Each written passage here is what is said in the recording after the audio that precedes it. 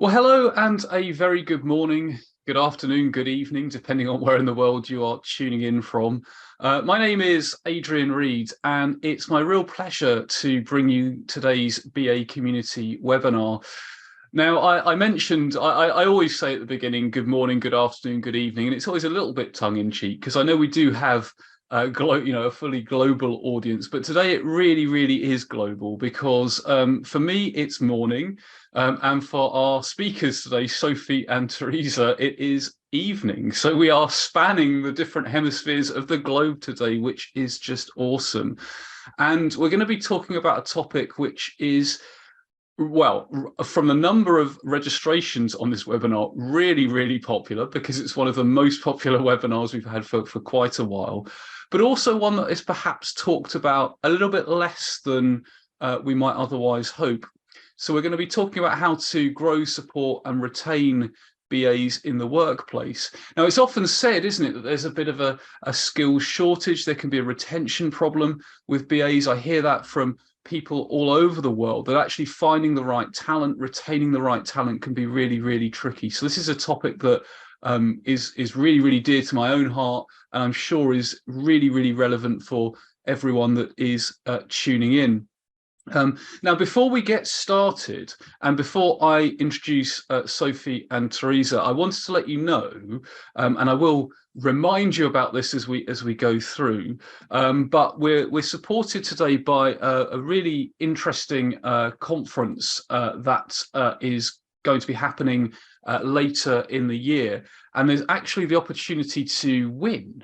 As part of this webinar, there's actually the opportunity to win some free tickets. So I'm just going to very briefly share my screen. And the conference is called the Capability Drive Development Day. It's happening on the 31st of March 2023. You can see the website there is capabilitydrive.com. There are a whole number of a range of really interesting speakers, so do take a look at that.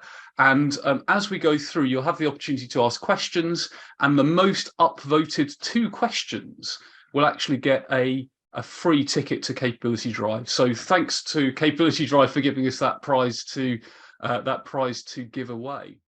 Cool.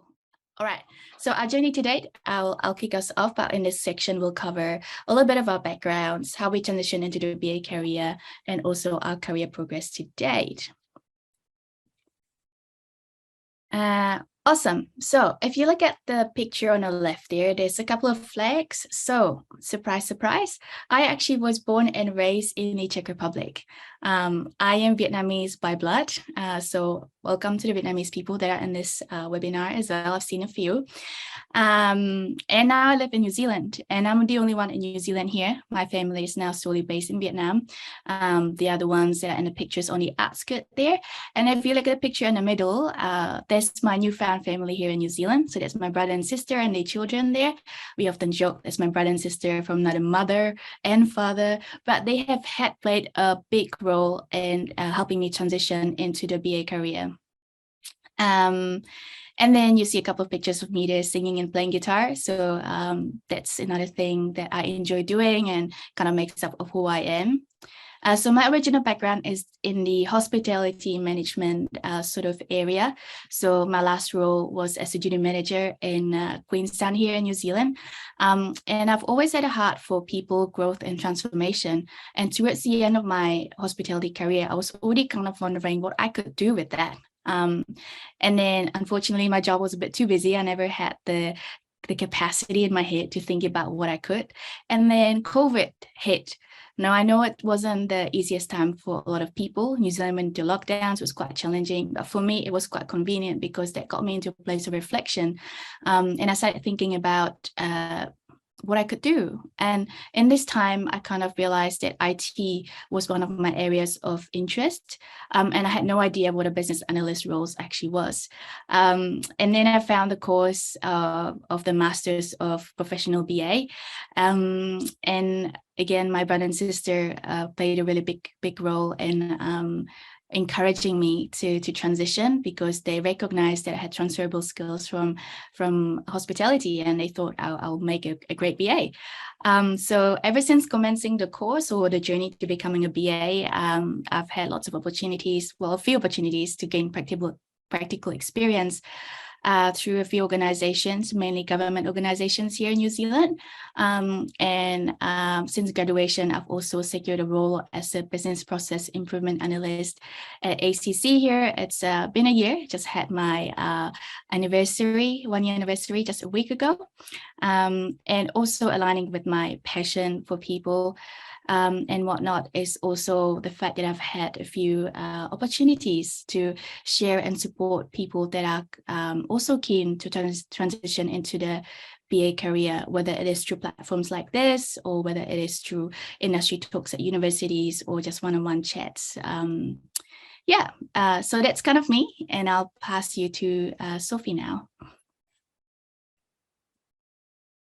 Thank you, Tereza. It is an absolute pleasure to be here today, sharing our stories, insights, and thoughts with you all.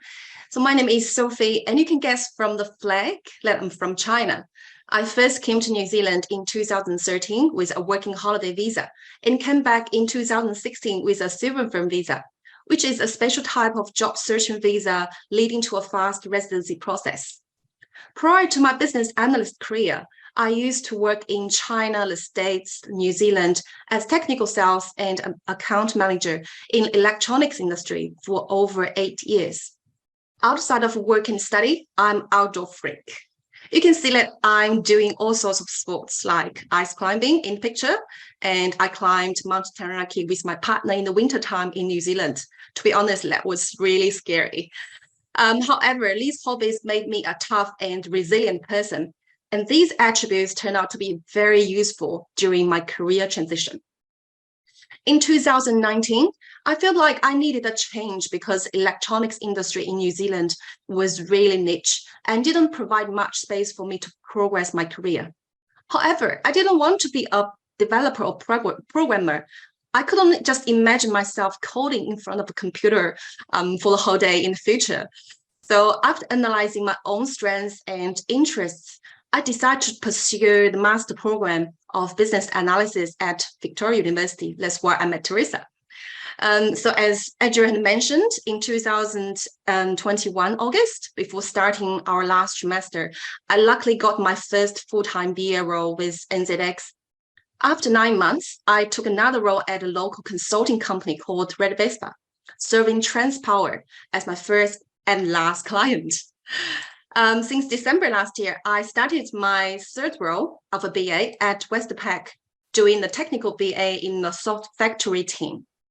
I'm really happy to utilize my analytical and problem-solving skills to help organizations unleash their potentials, because I've benefited so much from my personal journey of a career change. So I want to help more people through their transition as well. That is why I opened up a Chinese social media in October last year and started sharing my stories and learnings of business analysis and career transition. I was really overwhelmed by the amount of interest I received. In just over 3 months, I got more than 5,000 followers. That was really amazing. So that was me. Even though I'm not new to the workforce, I'm still new to the BA world, and there are heaps for us to learn. In our journey as a fresh BA, we noticed a few challenges that the New Zealand BA market and new BAs faced. Starting from the BA market, New Zealand has experienced a severe shortage of skilled workers in the past 18 months. Organizations struggled to fill BA roles and suffered from a high turnover rate with experienced BAs. In one of my previous companies, after I left, it took the PMO team 2 months to fill my position, and the new BA stayed for about 3 months before she left. The only experienced BA was recently promoted to be a manager and assigned to another team, literally leaving the PMO team without any business analyst. The situation was really bad. So to share another set of data with you, during a meetup event, a recruiter searched business analyst from the LinkedIn talent portal And the results showed that there were about 5,700 BA registered on LinkedIn in New Zealand. And 1,060 of them changed jobs in the past 12 months. That was almost 20% of all BAs on LinkedIn. It also matched my own experience as well. About 20% of my classmates changed jobs in the past year, at least for once.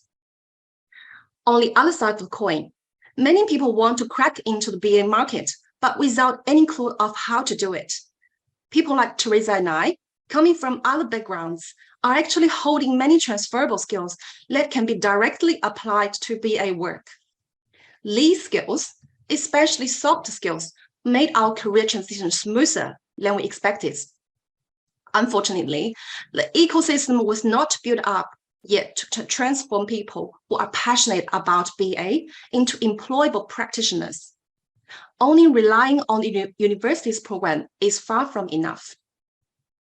So talking about the challenges that new BAs are facing, we have personally experienced or witnessed these issues. Firstly, not every organization understands what a BA does and how to utilize BA capabilities appropriately. Junior BAs are normally underutilized, and senior BAs are overutilized or misused. For example, sometimes they're asked to take meeting notes for senior leadership meetings. Most organizations understand that BA can do requirements gathering. However, let me note that BA can perform many other tasks, such as identifying the problem and the root causes, building up business cases, conducting gap analysis, building prototypes, writing testing scripts, helping with UAT testing, and so much more.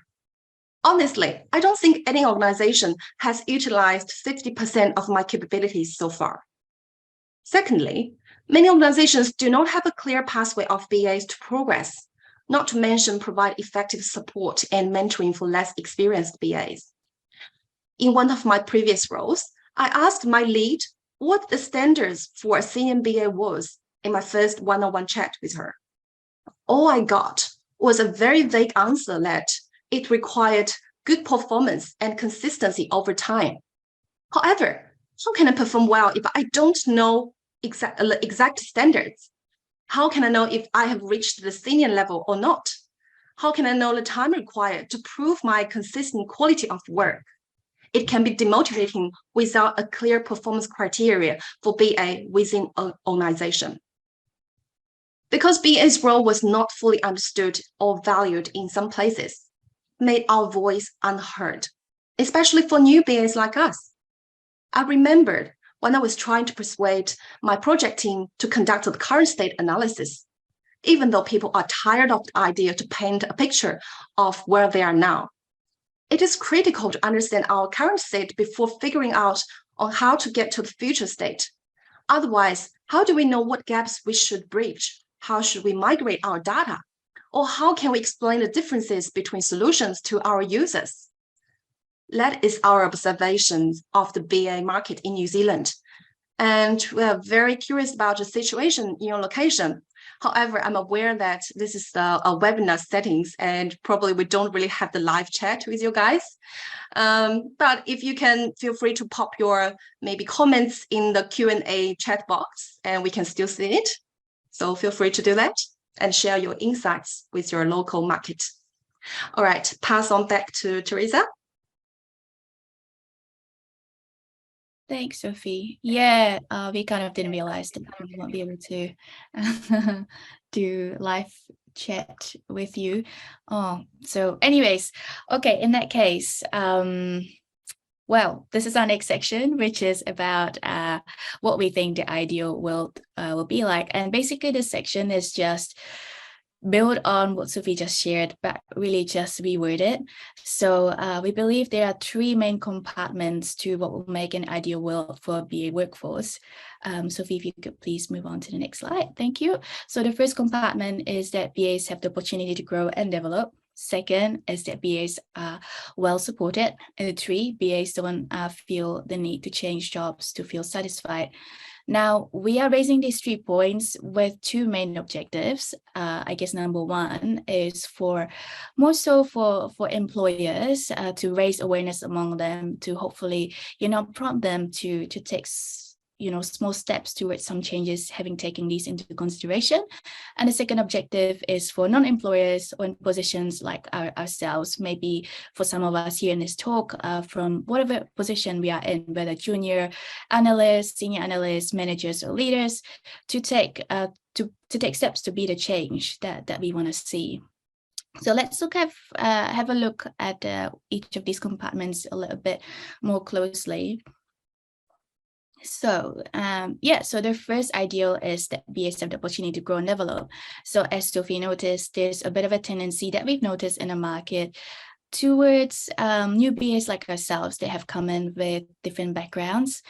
The tendency that if we don't have 5 or 10 years of experience under our belt that very closely aligned to the BA's ways of working and techniques, then we probably don't know what we're doing. We need to sort of be handheld, or what we say might not necessarily count. So as Sophie also mentioned, there's also a bit of a tendency where senior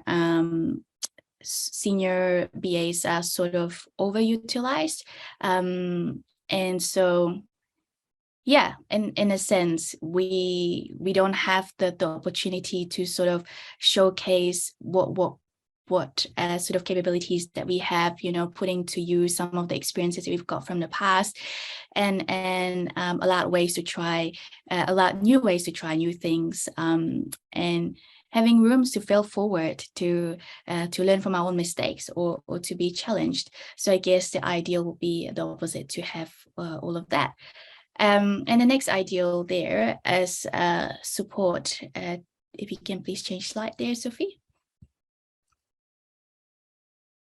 Awesome. Yeah, so I guess with being semi-new to the, BA career here, then support is quite inevitable for our growth and for our progression. And often being new to something, we don't necessarily know what we don't know. And this is a place where, again, support is very important. And I would say, most of you will agree, how many know that there's no one BA role that's the same or different from the other? I know that what I do is very different from Sophie does, very different from Adrian does, or for anyone else here that does. And there's this saying, I'm not sure if you heard of it, but that employers are having quite a bit of troubles trying to nail down accurately the job description of a BA. So with that said, it's to emphasize the point that the BA roles are quite unique, and especially with people now, the new colored bed of BAs coming into the market, coming from different backgrounds like ourselves, like Sophie and I, it's very important that there is tailored support to each individual specialization and level of experience as well. And of course, resources that are practical and easily accessible is very helpful as well. And of course, we can't sort of move forward without having learned from the examples of those who have gone before us, like coaches or senior BAs and leaders. And again, touching on that point where the BAs, senior BAs, or that sort of spectrum is being a bit overutilized, which kind of leads to a bit of a lack of capacity for them to have time to coach those who are just coming in. So having that sort of somehow rectified would be another ideal as well. And so the last point there, Sophie, if you can please switch over, thank you, is really what will bring home both of the previous ideals, right? If both of those ideals that I just mentioned are not satisfied, it will inevitably, or most likely, I would say, lead to the tendency for the BAs to feel like they need to change jobs to feel satisfied. And as you've heard from Sophie, she just recorded a number of stories. And I wonder even if you know, you yourselves would know someone who, or even yourselves would be in those shoes. And from our perspective, from where we've come from and what we've so far seen, we feel like what would help mitigate this phenomena of job hopping, especially amongst this hot market, is to have BA's contributions recognized and rewarded, to have healthy relationships in the workplace enabled as well. And of course, another thing is to have defined pathways for career progression for BAs. Yeah, again, that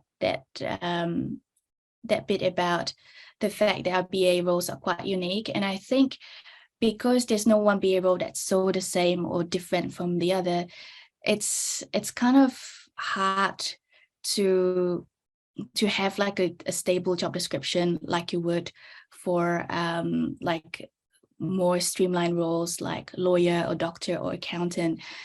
So yeah, again, having somewhat a clear pathway to progress will be great. So that is sort of kind of what for us, what would make an ideal world for BA workforce, and sort of some of our thoughts of how we could get there. Yes, there are a lot of good discussions in the chat box.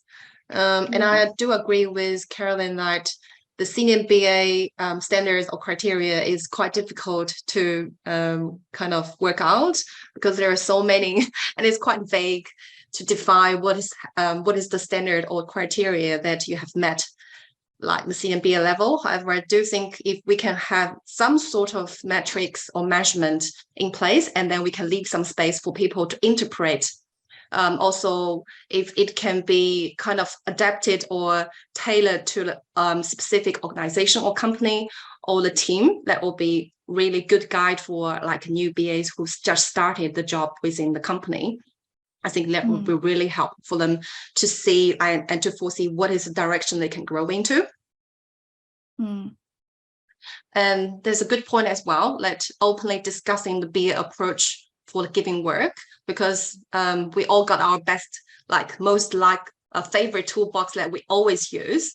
However, there will be tons of things outside of there that we may not be aware of, and it's great to have like a BA community or even discuss with non-BAs in your team, like developers, programmers, testers, whoever is available within your reach. Just have a chat with them and get some feedback on your approach. And this is actually something I'm doing right now because I'm the first technical BA in my team, and people are not really familiar with the business analyst.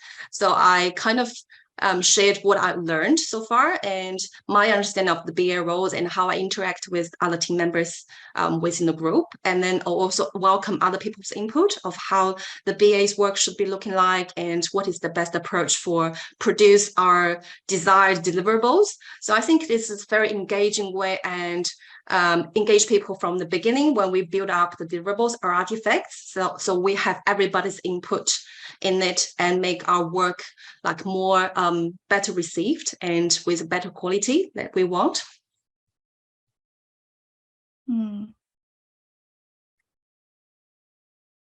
I'm just looking, there's a few comments as well about a clear separation between what a BA and a senior BA is. I think that's kind of linking to what you touched on earlier. And I know that for me, one of our internal teams that we've taken a little project on the side as well is to sort of make that clear, and working with the managers as well to make that clear. That's cool. Just to jump in, also I a good comment. Oh, sorry, go ahead. And I was just reading comments and it seems like it is flooding into. We are a bit hard to catch up everything. It's really good discussions there, and I really encourage everyone to just read through. So for example, Richard, he commented to connect with people outside of the company as well, like on LinkedIn or other meetup groups, or like this seminar or webinar is a great place to connect with other people working in the same area.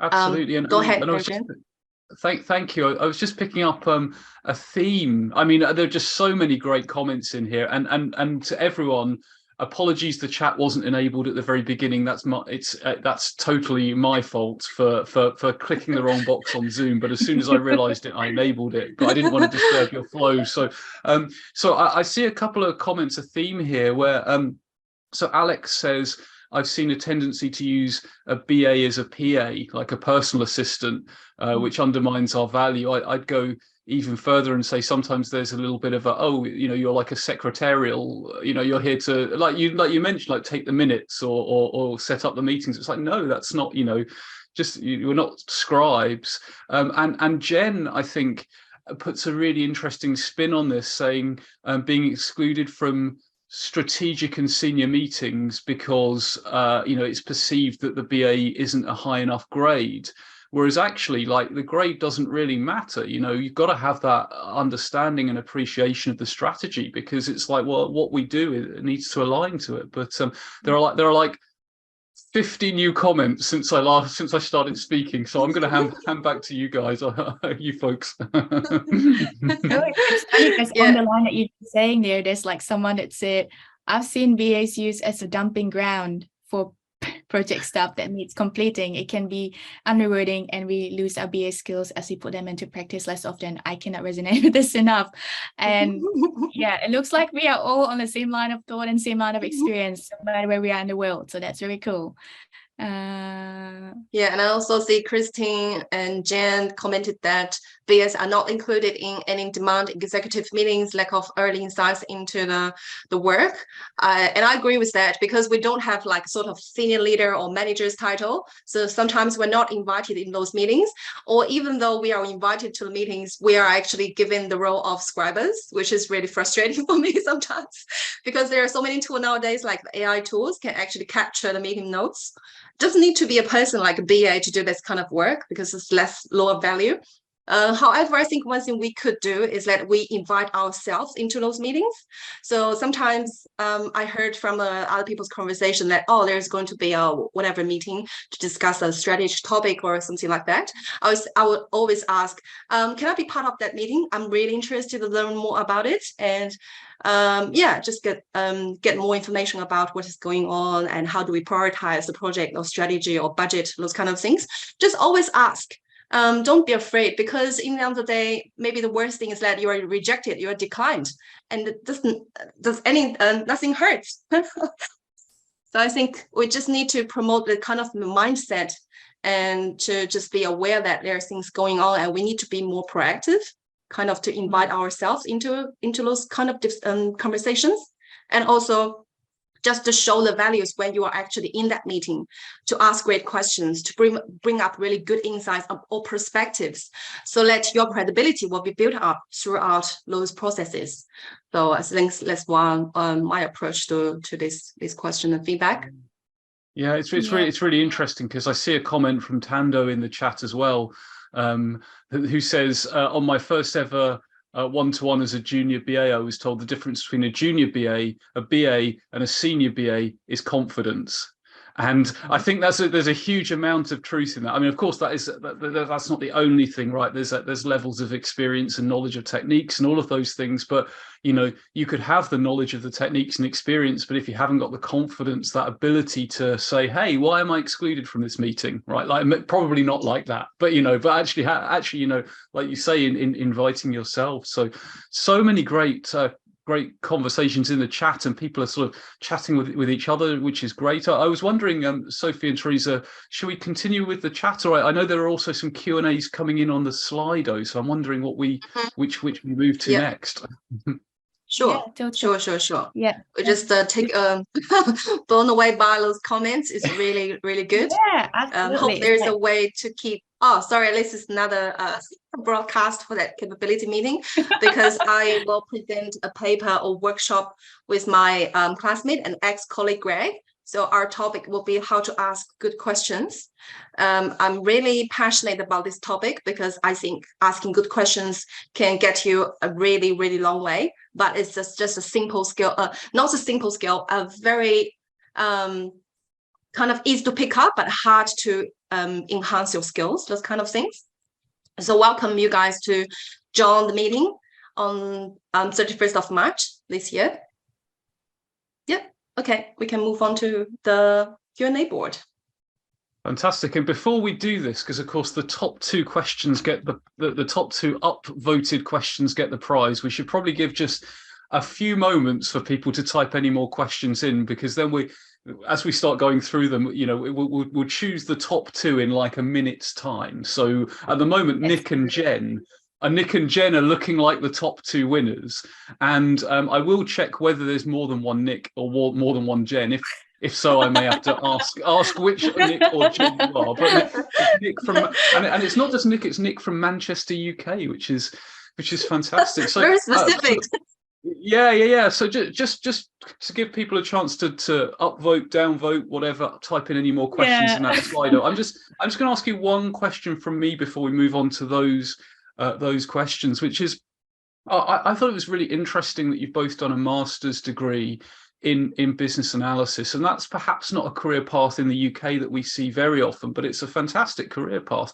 I just wondered, like briefly, how did you find that? Did it have relevant stuff in it? Was it grounded in how you actually do the role, or was it different in some way? So I mean, maybe Tereza first. How did you find that master's program?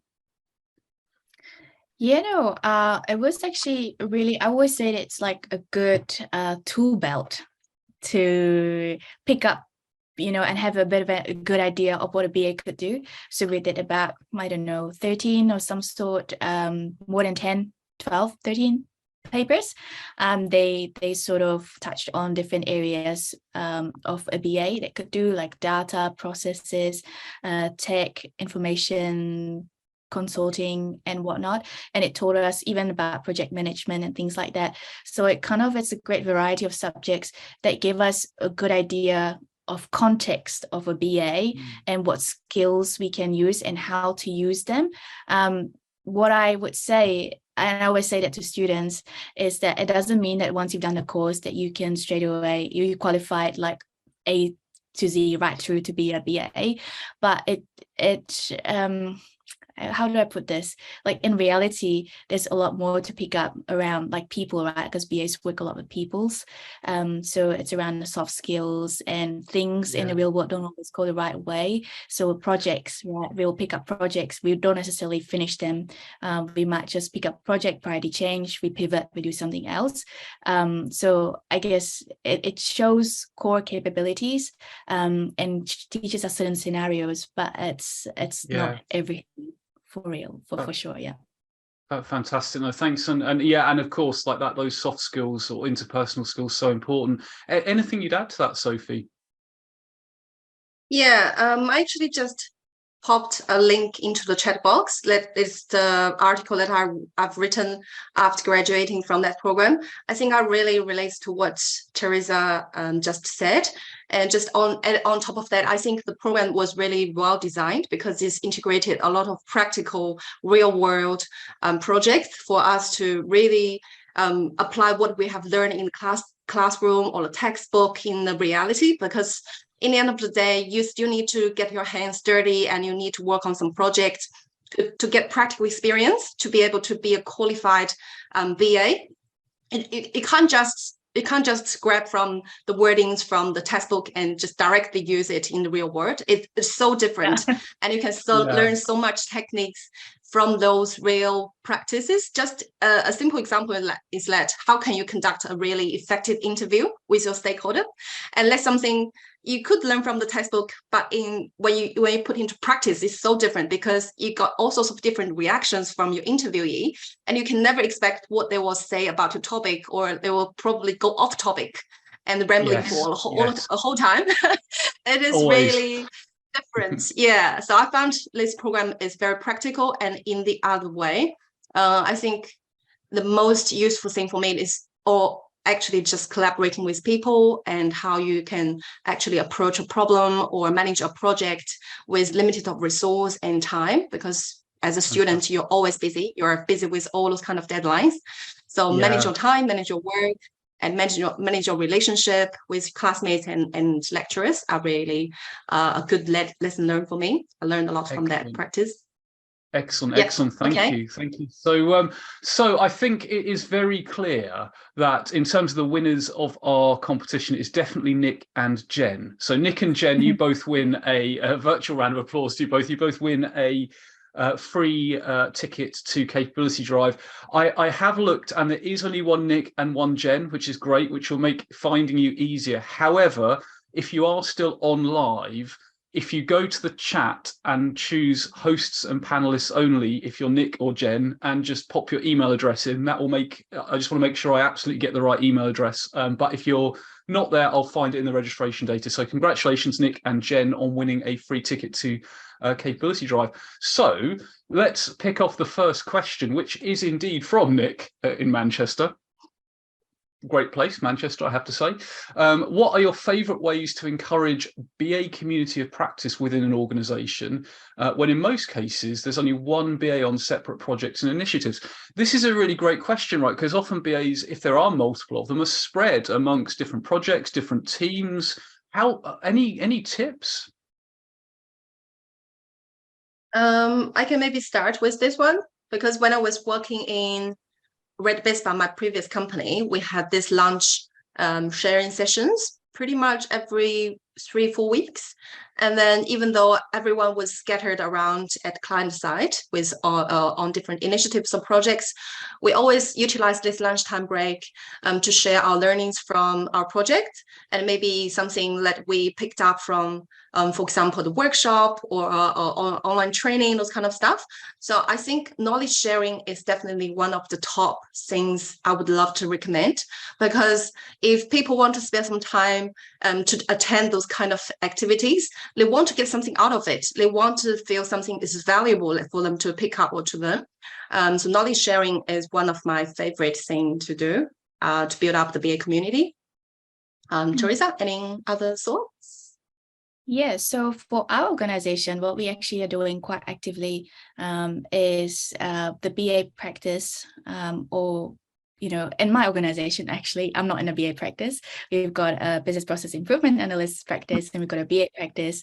And so we do sort of cross over here and there. And so what I've seen people have done recently that is quite effective is that the leads of each practice will sort of pull in an hour, whether it's over lunchtime or whether it is over a certain time, to pull in an hour to chat about certain skills. I know that one of our lead BAs from a BA practice is currently doing a series. She calls it brown bag lunch sessions. So she'll invite in speakers to talk and share with others and invite discussions. For us, we have these sessions every Thursday or every fortnight, actually. It's called BPI 101. So in those sessions, we also share skills, we have chats and discussions. We also actually have certain sessions that are dedicated to community of practice where we pull in other BAs together. So yeah, again, in our organization, BAs are similar on different projects, but it's just the lead and managers that take that initiative to encourage that culture of, yes, let's bring people in together. This is how we grow and move together. So yeah. It's interesting, isn't it? And I think knowledge sharing and that sense of community is so crucial. And when I was hearing you both speak there, one thing I was thinking is there might be people on this webinar who are like they might be the only BA in the whole organization. Like that does happen sometimes if it's smaller. And I was thinking that there's always the community of practice within an organization, but there's the community of practice across the world. Like arguably, this is like a community of practice here. Right? I mean, I see on the chat people are sharing experiences as we talk, right? So there's like the internal community of practice, but do you know what? Tap into things like IIBA, the International Institute of Business Analysis, meet other people through webinars like this, meetups, all of those sorts of things. So excellent. Thank you, Nick, for that excellent question. So then we should move on, of course, to Jen, who asks another. I mean, I'm really glad it's you, Sophie, and Tereza answering this question and not me, because it's a really hard one. But what drivers are the greatest influences to retain BAs? What are your thoughts on that one? There are lots, and hopefully, I guess, through our chat, some of those have been already clarified.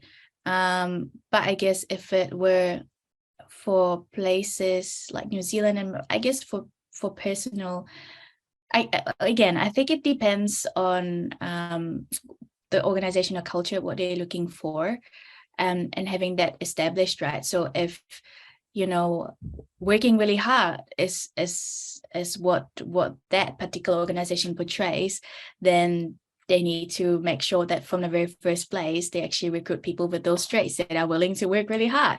But then we talked about this in the last session in IBA when we talked about the same topic, is around the fact that, BAs, we have the drive and that natural desire to make change, to make a positive impact, and so for us, it's not money or anything like that. Those things don't necessarily kind of satisfy us, but it's more so about the impact that we're making being measured, our rewards being recognized. The things that we mentioned is that the clear career progression, the clear job description, and having that support from our people, and also having a good culture.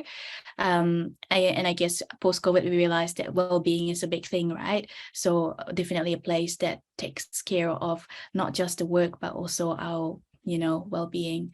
But yeah, Sophie, you had a big section on this in our last talk. So why don't you just Yeah, I mean, I can probably only speak to my own situation.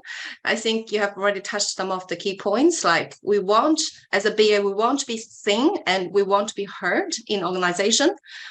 We can do awesome work. We are passionate and we are driven.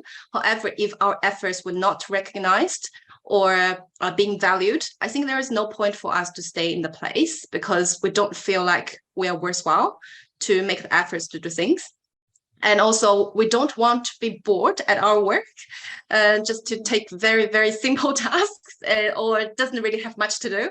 And that will make people really not willing to stay in that place for too long, because they want to learn things, they want to grow their capabilities, and they want to utilize their brains, to be honest. So just give us some challenging work, but probably not too challenging, and just to stretch us and give us opportunities to learn new skills or a new approach, new ways to do things. I think that will actually keeps the BAs longer on their roles. However, as I said, individuals will have their own motivations. So maybe for the managers, really get to know that what drives that person and what keeps them motivated or excited every day, so that you can address their needs, address their motivations, targeting into the individual needs. That will be the most effective way and influential way to keep people on their roles for longer.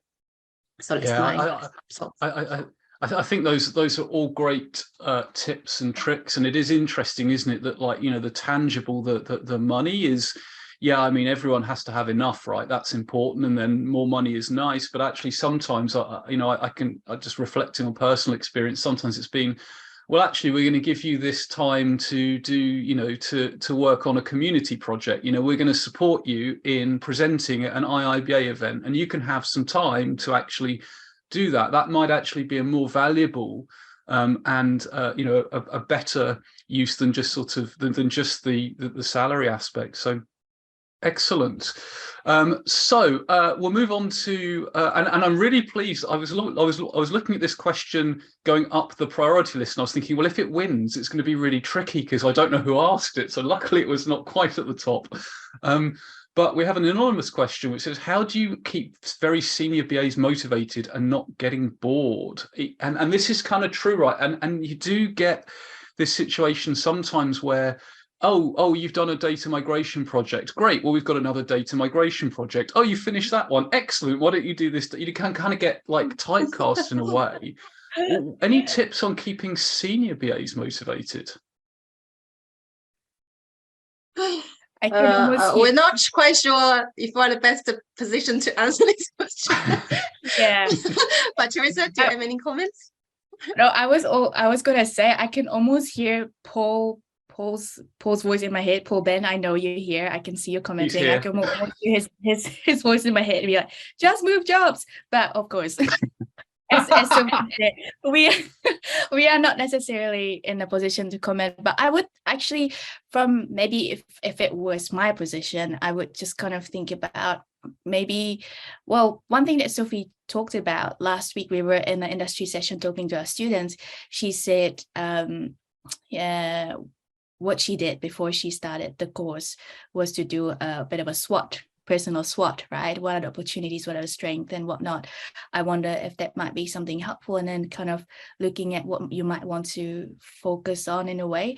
Like, would coaching, now that you are so senior, would coaching be something that you might be interested in putting time into, or even moving roles? Like, do you see yourself as a BA long term, or what are other roles that might, make you feel satisfied, that could stretch you a little bit?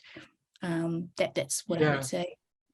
Yeah, and I think that those are all great points. And actually, Michelle has put, and thank you, Michelle, for pitching in. She's put a really great comment in the chat, which is senior BAs make great mentors. So that kind of coaching, mentoring roles, they have so much to share, and it's very rewarding. And the IIBA UK mentoring scheme is opening for registration. So if you're in the UK, you might want to get involved with the IIBA UK mentoring scheme. I'm sure other IIBA chapters have similar. And Paul has said, I feel as you move into a more senior role, the responsibility for staying motivated shifts more to you. And I was going to sort of, it's funny how similar minds think alike. I was sort of thinking a similar thing. I think sometimes actually when you become in a more experienced senior role, there's that you need to start looking outward and perhaps sharing your experience at IIBA events. I mean, that can be at any level but particularly it's even more important at those levels. So excellent. Okay, so our next question again is I mean, we probably sort of talked about the retention ideas. So I mean, I think you probably covered that anonymous question there already. But Alex says, like Tereza, I've recently transitioned into the BA role, having had a different career. What would you say are the key strengths needed to be successful? So what advice or tips would you give Alex? Sophie, go ahead. I guess one thing you can probably do is applying what you have accumulated in your previous roles, like all those transferable skills, and maximize them in your current BA roles. I think that will make your life starting from a better, easier status, rather than consider yourself, oh, I'm totally new to this BA role, but actually you've got a lot that can be directly applied into your daily work. And another thing I just mentioned is about asking good questions. I think is really a powerful tool. Asking great questions can actually reflect a lot of things. Like, for example, you have already done your homework, you know what to ask, rather than just bring up a very simple questions of what it is. But you can ask a lot of insightful questions to elicit information from your stakeholders. For example, when you're doing the requirements gathering. And also it reflects your ability to think and analyze, and also critical thinking skills as well, because you don't take everything for granted. You always ask why and how, and those 5W and 2H questions for a thing, maybe just a very simple task that are assigned to you. So you're always trying to understand the context of things that you're going to do.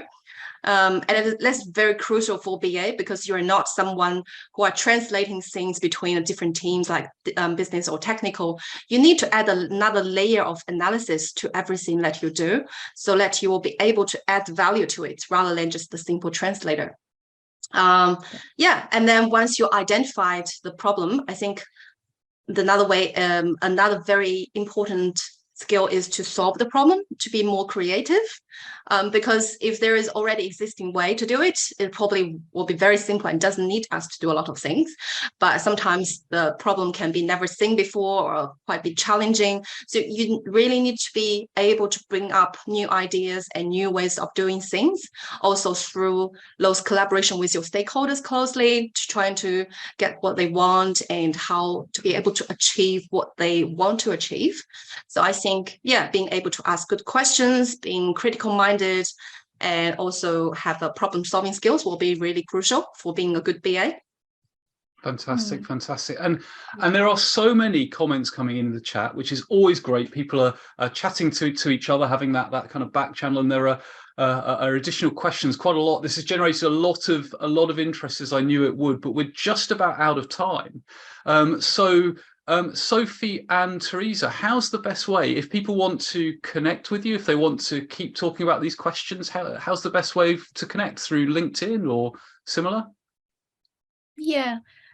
For me, definitely be LinkedIn, and feel free to reach out. And in the past, I have also had, whether if you are overseas, and I'll have one-on-one calls with you, or if you're in Wellington, we can catch up for coffee. Always happy to share experience and learn from you as well. Wow, Fantastic. there are still many more questions there. Sorry, guys, we can't go through every single one of them. I mean, again, we could probably spend the rest of the day on those questions, to be honest. So we must pause there. So I've put both Sophie and Tereza's LinkedIn addresses there in the chat, so do connect with them. If we didn't get to your your question, I apologize. It's always tricky, but this is, as I say, one of the most busiest sessions we've had for a while. Just before we close, I do want to just very briefly, so of course, thank you to the Capability Drive conference for giving us those tickets to give away. We will get them to the lucky winners, but I just wanted to make you aware of a free resource that probably most of you are aware of, but some of you might not be. And I will put the link to this in the chat shortly. But BA Digest is a completely free quarterly magazine that is aimed at all things business analysis. Now, it's grown over the past few quarters. It now has an ISSN number, which might not sound like much, but that's like an ISBN number for a book, and it's issued by the British Library, of all places. So it's recognised as a quarterly publication. IIBA also recognise it as a peer-reviewed journal for CPD, which means you get a whole bunch of stuff if you write an article for it. And when I say it's free, like, it isn't you have to sign up. It's literally like, if you want to read it, you just click here and you can either download it or read it. Of course, like, I hope you'll like it and then you'll decide to subscribe, but it is genuinely free and you can read it online. Literally, it's a quarterly thing with a whole bunch of really great topics in there. So I'm going to put the link to this in the chat now, in case you haven't seen it. Do share that with your colleagues, literally, because it is genuinely free. Like, if you've got a SharePoint site at work and you think, wow, this is something to give my colleagues, just do it, right? Like, seriously, it's the more the merrier. And if you ever want to write for it, just get in touch. The idea is for it to be a diverse global platform where any of us can share our stories, whether you're a new BA, mid-career BA, senior BA, or whatever. So take a look at it. Any questions, do get in touch. Also on our website, you will always see all of our upcoming events. You'll see that in February we've got a webinar called Slipping Through My Fingers, the stakeholder that got away, something that I'm sure resonates with all of us. So we are now at time, so all that's left for me to say is a massive thank you to Sophie and Tereza for such a compelling, interesting and conversational webinar. That really was awesome. And also a massive thank you to everyone who has tuned in live, for your energy on the Slido poll and on the chat. Hope to see you at a webinar again soon. So thanks everyone. Enjoy the rest of your day or your evening, and see you again soon. So bye for now.